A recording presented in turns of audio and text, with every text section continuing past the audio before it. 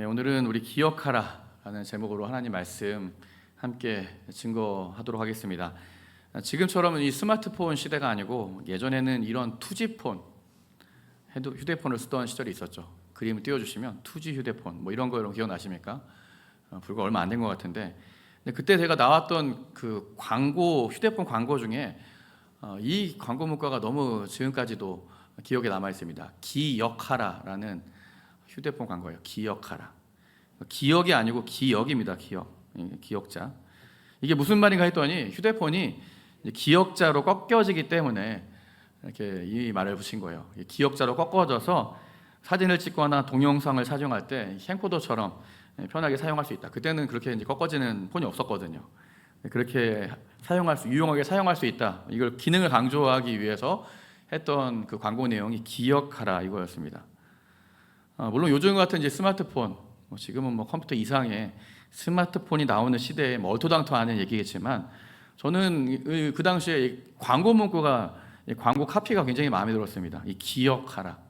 휴대폰 기능을 설명하면서 이렇게 기억이라고 하는 걸 기억해달라고 하는 그것도 있지만, 동시에 이 휴대폰을 기억해달라는 이중적인 의미를 담은 이 단어가 굉장히 참 인상적이었기 때문에 그렇습니다. 저는 그래서 오늘 말씀의 제목을 그 당시의 기억을 좀 떠올려서 기억하라, 이번에는 기억입니다. 기억하라 이렇게 정해봤습니다. 오늘 말씀의 결론을 미리 말씀드린다면 바로 기억하라 이것입니다. 여러분, 기억하라 이 한마디만 가지고 돌아가시면 오늘 큰 수확을 얻으신 겁니다. 젊었을 때든지 나이가 들어서든지 계속 나이가 들수록 반드시 꼭 기억해야 할 것이 있다는 거죠. 기억을 잃어버리면 치매가 되니까 반드시 기억을 해야 됩니다. 오늘 말씀에 의하면 반드시 기억할 것은 바로 창조자이신 하나님을 기억하는 것. 이 말은 여러분 아무리 강조해도, 아무리 우리가 설교해도 지나치지 않은 말입니다. 꼭 여러분 이 마음에, 우리 머리에 꼭 새기고 돌아가는 우리 복음이 되어야 됩니다. 이 전도서 하면 여러분 무슨 단어가 떠오르십니까? 헛되다라는 단어. 오늘 말씀에서도 벌써 전도자가 이르되 헛되고 헛되도다, 모든 것이 헛되도다, 이런 말을, 헛되다라는 말이 굉장히 많이 등장합니다. 전도서에서만 이 헛되다, 허무하다 이렇게 번역하기도 했지만 이 단어가 37번이나 쓰였습니다. 헛되다라는 이 단어가 구약 성경에는 73번 쓰였거든요. 그 중에 반 이상 37번이나 이 전도서에만 집중적으로 쓰였습니다. 왜 전도서에서는 이 단어를 그렇게 강조했을까요? 원래 이 단어는 저기 이렇게 뜻이 좀 적혀 있는 것처럼 약한 바람, 어떤 수증기, 호흡 이런 걸 말할 때 보통 이 단어를 썼습니다. 근데 이걸 통해서, 이 단어를 쓰는 일을 통해서 무엇을 말하고 싶었을까요? 우리 인간의 삶이, 우리 인간이 갖고 있는 어떤 우리의 소유가, 사람이 가지는 욕심이나 어떤 생각들이 사실은 나중에 지나고 보면 다 헛된 것이고 바람을 잡으려는 것이고 안개와 같이 사라지는 것이고, 이거를 강조하기 위해서 이 헛되다라는 단어를 다 계속 썼던 것입니다. 근데 여러분, 왜 굳이 전도서는 이렇게 그냥 헛되다는 것을 강조했을까요? 너무 이 헛되다는 말 듣다 보면 우리가 좀 이렇게 심리적으로 위축되지 않을까요? 너무 진짜 세상이 헛된 것이구나, 좀 허무함에 빠질 것 같고 좀 힘이 빠지고 그럴 것 같습니다. 여러분, 왜 전도서에서는 이렇게 이 땅에서 누리는 삶이 다 더덥고 헛되고 허무하고, 여러분 왜 이것을 이렇게 강조했을까요? 하지만 사실 이 헛되다라는 이 말, 물론 실제로 우리의 인간의 모든 삶이 오늘 이 말씀처럼 일시적이고 더덥고 헛되고 허무한 결과다, 이렇게 말씀하고 싶은 것도 사실이지만, 이 헛되다라는 말을 반대로 생각하면 좀 더 여러분 이게 훨씬 와닿을 수 있어요. 분명히 헛된 것이 있기 때문에 헛되지 않은 것도 있다는 거예요. 헛된 것이 있기 때문에 확실한 것도 있다는 것입니다. 여러분, 무엇이 헛되지 않고 무엇이 확실할까요? 죽음이라는 것, 하나님의 심판이 있다는 것, 그리고 하나님이 계시다는 것, 분명히 하나님이 또 이런 우리의 죽음과 사망과 어두운 권세 가운데서 구원하실 것이라는 이런 것들, 이런 것은 분명히 확실한 것이다. 그러니까 헛된 것을 쫓지 말고 확실한 것을 쫓아야 된다. 이 말을 강조하기 위해서 계속 헛되다라는 말을 계속 쓰는 것입니다. 오늘 우리 이 전도서 12장 이 말씀은 이제 전도서의 결론과 같은 말씀이에요. 우리 1장부터 지금까지 계속 헛되다는 이 말을 써왔지만 이제 12장에 와서는 이제 여기서 결론을 내려야 돼요. 비록 이 세상의 삶이 헛된 것, 허무한 건 사실이지만 우리가 허무한 가운데, 헛된 가운데 절망하지 않고 이 헛된 인생으로부터 어떻게 확실함에 이를 것인가, 이 헛된 인생으로부터 어떻게 구원에 이를 것인가, 이것을 오늘 12장에 와서 결론을 내리고 있습니다. 실제 여러분, 이 전도서를 기록한 솔로몬은 젊은 시절부터 이 세상의 온갖 좋은 것을 다 누려보았습니다. 권력도 누려봤고, 부도 누려봤고, 값진 보물과 돈도 정말 원 없이 많은 것을 다 누려봤습니다. 성경에 그 기록된 솔로몬에 대한 그런 이야기들은 사실은 솔로몬이 원 없이 이거 누렸다는 것을 증거하는 내용들이에요. 정말 원 없이. 심지어는 결혼도 많이 했지 않습니까? 아내와 본처 후처까지 1000명이나 되었으니 진짜 원 없이 해볼 건 다 해본 것 같습니다. 솔로몬이 남들 한 번 하기도 힘들다는 결혼식을 1000번이나 했다는 거잖아요. 하루에 2번 한 날도 있었을 것 같아요. 계산해보니까 3년 정도 해야 되는데 하루에 2번 정도. 여러분, 결혼 1000번 한 정도 하면 재밌을까요? 좋을까요? 잘 모르겠습니다. 하여튼 그렇게 해보고 나서, 다 해보고 나서 오늘 깨달은 결론이 뭐예요? 이런 것도 다 헛된 것이, 부질없는 것이구나. 솔로몬이 근데 이걸 너무나 늦게 깨달았어요. 이제 오늘 이 전도서라는 성경이 우리가 많이 알려지다시피 솔로몬이 나이가 들고 힘이 다 빠지고 이제 늙어서 노쇠해서 이제 할 수 없는 것이 뭐 더 이상 이제 없다 보니까 이제 한계에 부딪힌 거예요. 근데 할 수 없는 것이 너무나 많다 보니까 이제는 그제서야 깨달은 거예요. 내 젊음이 영원할 것 같았는데, 나의 즐거움이 영원할 것 같았는데 정신을 차리고 보니까 노쇠해지, 늙어버린 것입니다. 제가 젊었을 때 농구를 참 좋아했어요. 젊었을 때니까 좀 그렇긴 한데, 제가 대낮부터 밤 늦게까지 밤새도록 농구를 해도 질리지 않았습니다. 20대 때는 그렇게 살았는데, 그러다가 이제 일이 바빠지고 나이가 들고 하면서 농구를 한 20년 동안, 30년 동안 안 했거든요. 근데 그러다가 요즘 이제 저희 아이와 이제 아이가 좀 커가지고 초등학교 이제 5학년 되고 하니까 저랑 이제 운동을 하러 가자고, 그 저녁에 시간 날 때면 근처에 있는 학교 운동장에 가서 농구를 다시 시작을 했습니다. 근데 문제가 생겼습니다. 무슨 문제가 생겼을까요? 몸이 예전처럼 움직이질 않는 거예요. 점프를 하려고 해도 저는 열심히 떴다고 생각했는데 10cm 이렇게 떠오르고, 공을 던지려고 해도 옛날만큼 공이 들어가질 않는 겁니다. 마음은 막 20대여서 막 덩크도 하고 점프슛도 하고 막 이럴 것 같은데 몸은 그렇지 않더라고요. 이 전도서 저자인 솔로몬도 이런 마음이 아니었을까요? 젊음이 영원할 줄 알았는데, 지금 여전히 내 마음은 팔팔한 20대인 줄 알았는데, 지금도 한 결혼 1000번 정도 할 수 있을 줄 알았는데, 거울을 보니까 주름살이 가득하고 머리가 휘어지고 영원하지 않다는, 완전히 늙어버린 자신의 초라한 모습을 발견한 거예요. 그제서야 깨달은 거예요. 그리고는 오늘 전도서를 통해서 다 늙어서 이렇게 나처럼 인생의 곤고한 날이 분명히 누구든지 찾아오게 될 것인데, 세상에 즐거운 것이 하나도 없다고 할 그런 때가 분명히 찾아올 것인데, 그때 대해서 후회하지 말고, 인생의 환원기가 찾아오니까 그때 대해서 후회하지 말고 지금이라도 하나님 말씀을 들어라. 이렇게 지금 권면하는 말씀이죠. 여러분, 하나님이 만드신 피조물 중에 이 늙고 죽는 것을 의식하는 것은 인간뿐이라고 합니다.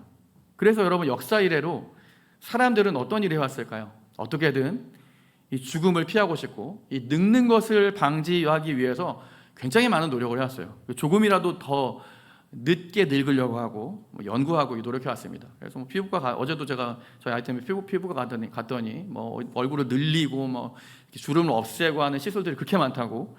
여러분, 그런 노력들을 지금까지 우리 하고 있습니다. 여러분, 중국을 통일하고 최초로 황제 칭호를 쓴 사람이 진시황이라고 하거든요. 진시황의 가장 큰 관심도 바로 죽지 않는 것, 불로초, 늙지 않는 것에 있었습니다. 하지만 여러분, 물리적으로 죽지 않는다는 것은 불가능한 일입니다. 우리가 이 세상에 지금까지 역사가 수천 년, 수만 년 흘러왔다고 하는데 죽지 않은 사람은 한 명도 없었고, 늙지 않는다는 것도 거의 불가능합니다. 늙지 않게 보이는 그런 시술은 있을지 모르겠지만 늙지 않는 것은 불가능한 일이에요. 늙음은 막을 수 없고 죽음은 자연스럽게 우리가 찾아오는 것이다. 이거 사실 되게 중요한 우리 인생의 결론이죠. 오늘 3절부터 이어지는 이 말씀들은 이런 노아의 가정들을 정말 재미있게 이 집에 비유하면서 이렇게 설명하고 있어요. 하나하나 살펴보시면, 그런 날에는, 늙은 날에는, 늙어지는 날에는 어떻게 된다고요? 집을 지키는 자들이 떨게 된다는 거예요. 여러분 마치 무서운 강도가 이 집을 쳐들어오면 집을 지키던 사람들도 무서워서 바들바들 떠는 것처럼 나이가 들면 몸이 떨리기 시작한다는 겁니다. 손과 발이 떨리고 몸이 내 생각처럼 움직이지 않고 이러면 이제 나이가 들었구나 깨닫는다는 거예요. 그 뒤에 또 이어지는 말씀을 보니까 힘 있는 자들이 구부러진다. 이건 무슨 뜻일까요? 여러분 오래된 집에 기둥과 대들보가 시간이 지나면서 이렇게 구부러지는 것처럼 사람도 나이가 들면 어떻게 된다고요? 허리가 굽어지고 점점 이렇게 굽어진다는 거죠. 키가 줄어들고 허리가 굽어지면 힘도 쓸 수 없고 뭐 그렇습니다. 또 맷돌질하는 자들이 적음으로 그칠 것이다. 이 말은 이 맷돌이라고 하는 것은 이빨을 비유한 그런 뜻이라고 합니다. 그러니까 나이가 들면 이도 시원찮다는 거죠. 여기 이 시원찮은 시 아직도 이가 건강하시다. 건치 있으세요? 건치? 아직도 난 이가 막 쨍쨍하다. 엊그저께도 우리 권사님들 몇 분과 함께 장례식을 가는데 몇몇 권사님들이 치과 다녀온 이야기 하시더라고요. 요즘 모이시면 치과 다녀온 이야기, 뭐 병원 다녀오는 이야기가 이제 보통 이야기의 주를 이루십니다. 이가 아프고 막 잇몸이 상해서 임플란트를 하러 갔는데 이제 너무 아프고 힘들어서 너무 힘드셨다, 뭐 이런 이야기였어요. 나이가 들수록 이게 여러분 건강해야 되는데 이 맷돌과 같이 쓰임 받아야 되는 이가 시원치 않아서 씹는 것도 시원치 않아진다. 이게 여러분 이게 늙었다는 증거입니다. 또 이어지는 말씀을 보니까 창들로 내다보는 자가 어두워질 것이며, 여러분 이건 무슨 뜻일까요? 눈이 침침해진다. 제가 사진을 저 갖고 왔어요. 침침한 사진. 눈이 침침해진다는 거예요. 마치 창이 여러분 이렇게 안 닦으면 밖을 내다보는데 어두워지는 것처럼 눈이 침침해진다는 뜻입니다. 길거리 문들이 닫힐 것이며, 이 말은 여러분 문을 닫고 이야기를 하면 밖에 소리가 잘 안 들리잖아요. 그것처럼 이 귀가 어두워진다는 뜻이에요. 잘 안 들린다는 거죠. 그래서 맷돌 소리도 안 들리고 오늘 말씀해 보면 새들이 지저귀는 노래 소리도 안 들리고 하는 그런 때가 찾아온다는 거죠. 잠도 없어지고 흥미로운 일도 별로 없어지고 이런 때가 우리가 찾아온다는 것입니다. 혹시 여기에 좀 해당되시는 분들 있나요? 점점 나를 말하는 건가? 5절에 보니까 높은 곳을 두려워할 것이며, 높은 곳에 올라가는 것도 부담스럽고 또 길에서는 놀랄 것이며. 여러분 길에서 왜 놀랄까요? 가다가 넘어질까 봐. 길을 걷는 것도 힘들고 무서워지고 우리 걷는 것조차도 부담스러운 그런 날이 찾아오게 된다는 거죠. 너무나 슬프지 않습니까? 여러분 예전에 제가 사역하던 이 교회에서 우리 교회 이제 에버그린처럼 어르신들을 대상으로 하는 소망대학이라는 게 있었어요. 제가 거기서 이제 그 담당이어서 몇 년 동안 거기 섬겼었는데, 제가 담당할 때 이제 또 우리 에버그린처럼 1년에 2번 봄과 가을에 야유회 소풍 이렇게 갔었습니다. 정말 이렇게 미리 저희도 답사도 갔다 오고 정말 좋은 곳 멋진 곳을 전국을 돌아다니면서 어르신들을 잘 모시려고 아주 멋진 곳 찾아가지고 코스를 다 미리 분석해가지고 정말 멋진 곳 좋은 곳을 모시고 가요. 우리 연세 연로하신 우리 장로님 권사님 또 연세 많이 드신 분들이 가기 힘드니까 그래도 한번 좋은 곳 모시고 가려고 정말 좋은 곳을 이렇게 물색을 하고 갑니다. 근데 이렇게 모시고 가면 문제가 꼭 10명 중에 한 2-3분 어르신들은 자 이제 우리 이 좋은 곳에 왔으니까 이 좋은 자연을 한번 즐기시고 이제 1시간 있다 모이시기 바랍니다. 이렇게 말씀드리면 꼭 10명 중에 2-3분 정도는 힘들다면서 움직이지 않으시는 분들이 있어요. 그냥 그늘에 앉아가지고 주저앉아서 1시간 2시간을 그냥 남들은 뭐 걸어가는데 남들은 좋은 거 다 구경하는데 그냥 그 자리에 앉아가지고 그냥 보내시는 분들이 있어요. 또 그런 분들이 한 해, 2해가 지나면서 더 많아지는 것을 제가 발견했습니다. 굉장히 마음이 좀 아팠어요. 여러분 오늘 이런 부담스러운 나이가 돌아다니는 것도 부담스럽고 높은 곳을 올라가는 것도 부담스러운 그런 나이가 우리 가운데 슬프게도 찾아온다는 것입니다. 또 이어지는 말씀에 보면 살구나무가 꽃이 필 것이요. 무슨 뜻일까요? 머리가 휘어진다는. 저도 한 달에 한 번씩 염색을 합니다. 요즘은 머리가 금방 휘어져서 저도 살구나무에 꽃이 피는 그런 나이가 되어가고 있어서 굉장히 슬픕니다. 머리가 하얗게 된다는 뜻이고요. 그리고 메뚜기도 짐이 된다는, 저는 이 말이 너무나 좀, 메뚜기도 짐이 된대요. 무슨 뜻이에요? 너무 힘이 없다는 거예요. 메뚜기 올라가는 것도 너무 부담스러워서 짐처럼 느껴지는 그런 나이가 찾아온다는 것입니다. 저희 외할머니가 이제 한 12년, 11년 전쯤에 이제 백수를 며칠 앞두고 돌아가셨어요. 딱 며칠만 딱 지나면 백수였는데 딱 돌아가시더라고요.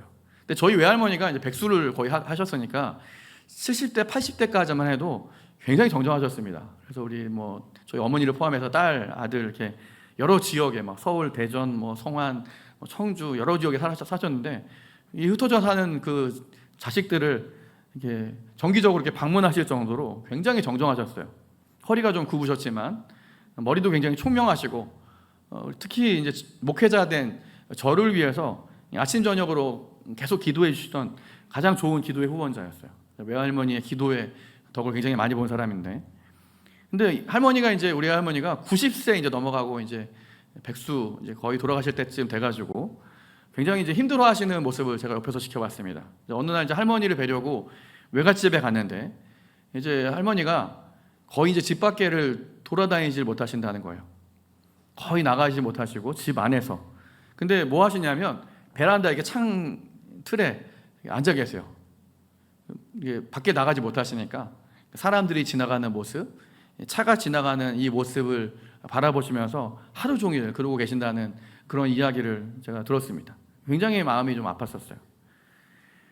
여러분, 오늘 우리에게 그런 날이 찾아온다는 것입니다. 더 이상 우리가 좀 늙어지고 노쇠하다 보면 우리 몸조차 가눌 수 없는 그때. 그래서 5절 하반절에 보면 결국엔 이런 날이 찾아온대요. 5절 하반절 같이 한번 읽어볼까요? 시작. 이는 사람이 자기 영원한 집으로 돌아가고 조문객들이 거리로 왕래하게 되는 그런 날.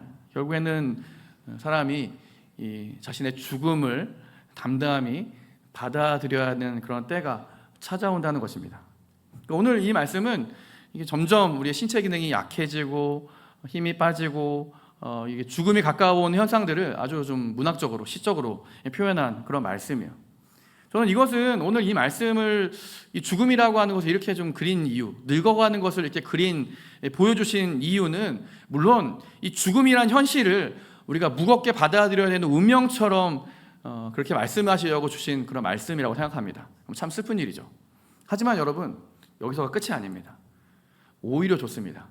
요즘 우리 청년들은 좀 뭔가 좀 이상한, 좀 힘든 일이 있거나 우리 생각한 대로 이렇게 되지 않을 때는 이런 표현을 많이 쓰더라고요. 오히려 좋아. 이런 표현, 오히려 좋아. 같이 한번 해볼까요? 오히려 좋아. 여러분, 오히려 좋습니다. 우리가 늙어지는 것, 죽음이 가까워지는 것이 사실 오히려 좋은 일이에요.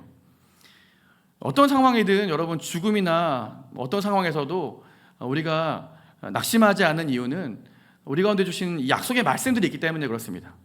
예수님께서 요한복음 14장에서는 이렇게 우리에게 약속하셨어요. 14장 1절부터 4절까지 말씀인데 1절 제가 읽고 2절 여러분들이 읽고 한 절씩 교독하면서 4절까지 읽겠습니다. 1절입니다.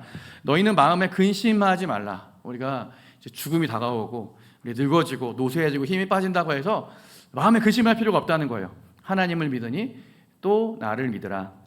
내 아버지 집에 거할 곳이 많도다. 그렇지 않으면 너희에게 일렀으리라. 내가 너희를 위하여 거처를 예비하러 가노니. 가서 너희를 위하여 거처를 예비하면 내가 다시 와서 너희를 내게로 영접하여 나 있는 곳에 너희도 있게 하리라. 내가 어디로 가든지 그 길을 너희가 아느니라. 아멘, 아멘. 여러분, 우리가 죽음이 두렵지 않은 이유가 뭘까요? 여러분, 예수님께서 이미 우리의 갈 곳을 예비해 두셨기 때문에. 사람들이 죽음이 두려운 이유는 죽음이란 것이 너무 막막하기 때문에 그래요. 죽은 이후에 무슨 일이 일어날지, 어떤 일이 일어날지 모르기 때문에, 그 막막함 때문에 대부분의 많은 사람들이 두려워합니다. 하지만 여러분, 우리는 죽음을 두려워하지 않아도 된다고 오늘 말씀하십니다. 왜 그럴까요? 예수님께서 이 죽음에 대해서 새롭게 볼 수 있도록 우리의 눈을 열어주셨기 때문에. 예수님이 이제 죽음은 끝이 아니라 이제 예수님과 함께 영원히 살아가는 새로운 삶의 시작이다. 오늘 요한복음 14장에서 우리에게 말씀하시는 약속이에요. 시편 23편에서도 이 죽음이라는 마치 늑대가 우리에게 다가와서 우리를 두렵게 하고 덮칠지 모르는 이런 막막한 상황 가운데서 우리에게 하나님이 이렇게 약속하십니다. 내가 바로 너희의 선한 목자가 되어줄게. 그래서 시편 23편 4절 말씀 같이 한번 읽어볼까요? 시작. 내가 사망의 음침한 골짜기로 다닐지라도 해를 두려워하지 않을 것은 주께서 나와 함께 하심이라. 주의 지팡이와 막대기가 나를 안위하시나이다. 아멘. 여러분, 정말 죽음이 가득한, 정말 죽을 것 같은 이런 위기가 가득한 그 가운데서도 우리가 두려워하지 말을 이유가 무엇이라고 말씀하세요? 이 가운데서도 주님께서 나와 함께 하십니다. 주님께서 나와 함께 하시는 증거가 주의 지팡이와 막대기래요. 여러분, 우리가 죽음의 길, 우리가 정말 알 수 없는, 정말 미래를 알 수 없는 그 길을 걸어갈지라도 여러분, 우리가 안심할 수 있는 이유는 주님이 나와 함께 하십니다. 그리고 사실 더 중요한 사실은 이 죽음이라는 것이 우리에게 부담스럽지 않은 이유, 죽음을 사실 우리가 이미 영적으로는 경험했기 때문에 그렇습니다. 이미 여러분 사실 우리가 살아있지만 영적으로는 한 번씩 다 죽음을 경험하셨기 때문이에요. 우리가 여러분 예수님 믿기로 결정했을 때, 내가 예수님 믿어야지 결정했을 때 우리에게 일어나는 일이 뭘까요? 예수님과 함께 십자가에 못 박혔대요. 갈라디아서 2장 20절에 보면 내가 그리스도와 함께 십자가와 못 박혔대요. 십자가 위에서 일어난 일은 나의 옛사람이 죽는 일이었어요. 여러분, 그때 이미 우리는 죽음을 경험했습니다. 여러분, 이렇게 예수님을 믿고 십자가를 경험한 사람들은 죽음이 우리에게 끝이 아니라 단지 과정이란 사실들을 깨닫게 되는 것이죠. 죽음을 이기시고 우리 부활하신 예수님 믿기 때문에 살든지 죽든지 이게 우리에게 중요한 게 아니라 우리의 삶에서 내가 예수님 끝까지 믿으면, 예수님이 우리의 삶에서 존귀하게 되면 우리는 죽음이 문제가 아니라 죽음 이후에 우리의 영원한 삶을 살 수 있다는 소망 때문입니다. 오늘 그런 의미에서 여러분, 전도서 이 12장 말씀은 우리에게 너무나 중요해요. 전도서 12장 특별히 1절 말씀은 그렇기 때문에 우리가 나이가 들고 노쇠하고 우리가 죽어가는 그 순간에도 반드시 기억해야 돼, 되새겨야 되는 너무나 중요한 말씀입니다. 우리 12장 1절 말씀 이 부분만 같이 한번 읽어볼까요? 시작. 너는 청년의 때에 너의 창조주를 기억하라. 아멘. 여러분, 이게 청년의 때라고 하니까 나는 해당이 안 되네 이렇게 생각하실 필요가 없어요. 저는 단지 하나님이 오늘 이 전도서 12장 이 말씀을 청년들에게만 주시려고 하시는 말씀이 아니라는 것을 믿습니다. 여러분, 우리 이 땅에 살아있는 누구에게든 하나님이 우리에게 생명을 주시고 우리 살아가는 이 모든 동안에 꼭 기억해야 될 이 말이 바로 이 말이에요. 우리 창조주 하나님을 기억하라.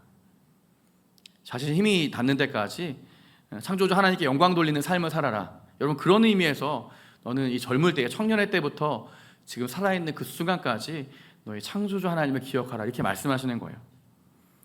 고린도전서 5장 17절에 보면 누구든지 그리스도 안에 있으면 새로운 피조물이래요. 그렇다면 여러분, 우리는 언제나 우리 하나님 앞에 새 것 아닙니까? 오늘 자고 일어나면 또 새 것이 되고, 자고 일어나면 오늘 새로운 아침이 되고. 그렇다면 여러분, 오늘 이 말씀은 분명히 우리 모두가 들어야 되는 말씀이죠. 누구든지 청년이든 나이가 들었든 상관없이 우리 하나님 앞에서 항상 새 것이 된 마음으로 여호와 하나님을 경외하고 하나님 말씀을 지켜야 됩니다.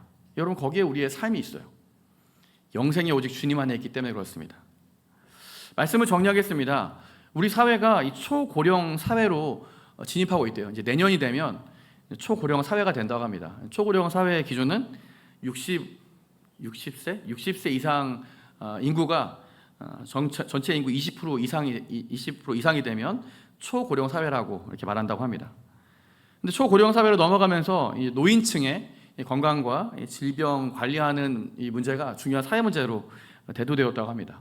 건강보험 심사평가원에 따르면 여러분, 우리나라 이제 전체 우울증 환자들이 굉장히 많은데 요즘, 근데 그 우울증 환자 중에 35%가 60대 이상에서 나타났다고 합니다. 그러니까 반은 아니지만 한 3분의 1, 3분의 2 정도가 이제 60대 이상의 어르신들에게 우울증이 나타난다는 거예요.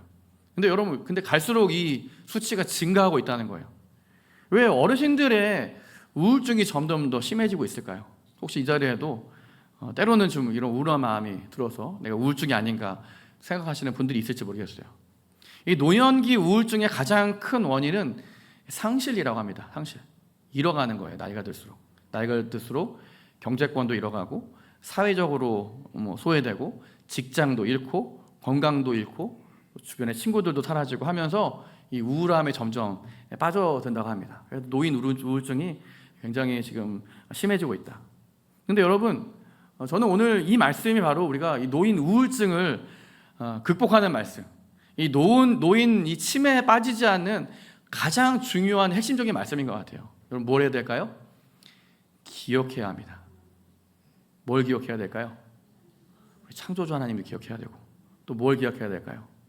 범사에 하나님을 인정해야 되는 것을 기억하고, 또 무엇을 기억해야 될까요? 우리가 비록 몸은 늙어가지만 우리의 영은 날마다 주님 안에서 새롭다는 것을 기억하고, 정말 하나님이 나와 함께 하심을 믿고 내가 영생하도록 정말 주님이 우리의 모든 걸음걸음을 인도하실 것이라는 사실을 우리가 여러분 꼭 기억해야 됩니다. 그래야 여러분 우리 세월에 지지 않는 거예요. 시간에 지지 않고, 우리 나이에 지지 않고, 노쇠함에 지지 않습니다. 우울증도 이길 수 있고요, 치매도 두렵지 않습니다. 오늘 하나님께서 우리에게 주신 이 하루도 바로 그런 우리의 삶의 과정 가운데 주신 이 하루예요. 오늘 이 하루의 삶도 우리 하나님, 창조주 하나님 기억하고, 또 정말 의지하고 감사하고 즐거워하면서 또 기억하면서 우리가 믿음으로 살기로 다짐하는 우리 모두 성도님 되시기를 주님의 이름으로 축복합니다.